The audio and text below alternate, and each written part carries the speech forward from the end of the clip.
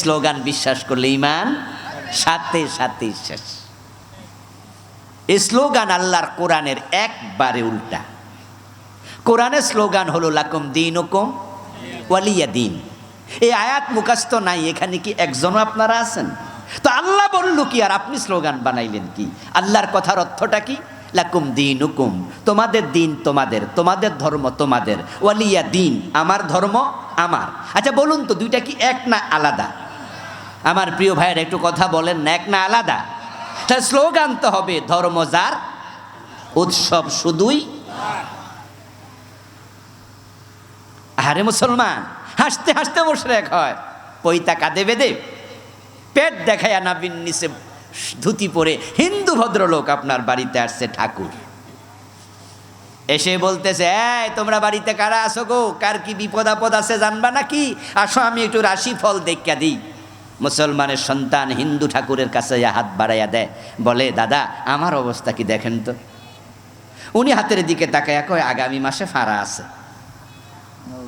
আমার 313 টাকা দিলে ফাড়া কাটটা দেব। রাশিফল জানার জন্য বিদেশ যাবে, ভিসা লাগবে কিনা জানার জন্য বসুন্ধরা শপিং মলে বাবা লিটন দেয়ান বসে আছে। অতীত ভবিষ্যৎ ভূতপূর্ব তিনি সব জানে, অথচ 1 সেকেন্ড পরে কি হবে একমাত্র জানে কে? আল্লাহ। যে ব্যক্তি মনে করে হস্তরেখা দেখে কেউ বলেছে বিপদ আছে, সে বলতে পারে।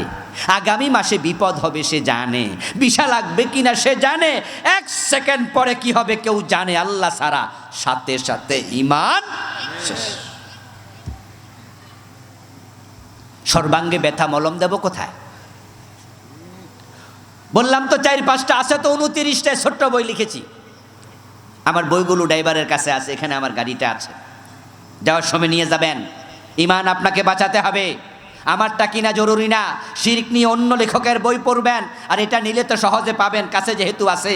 29টা লিখেছি মুশরিক হওয়ার জন্য, 29টা করা লাগবে না, একটা করলে ঈমান শেষ। আল্লাহর সামনে গিয়ে দেখবেন যে আপনার ঈমান নেই, আপনি মুশরিক, আপনি কুফরি করেছেন।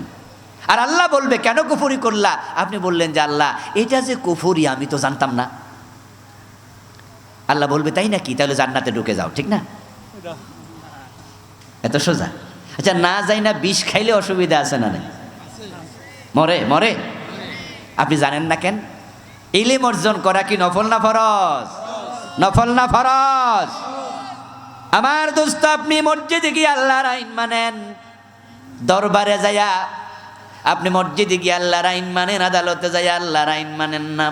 মসজিদে গিয়ে আল্লাহরে সেজদা দেন, দরবারে যায়া পীরের পায়ে দেন।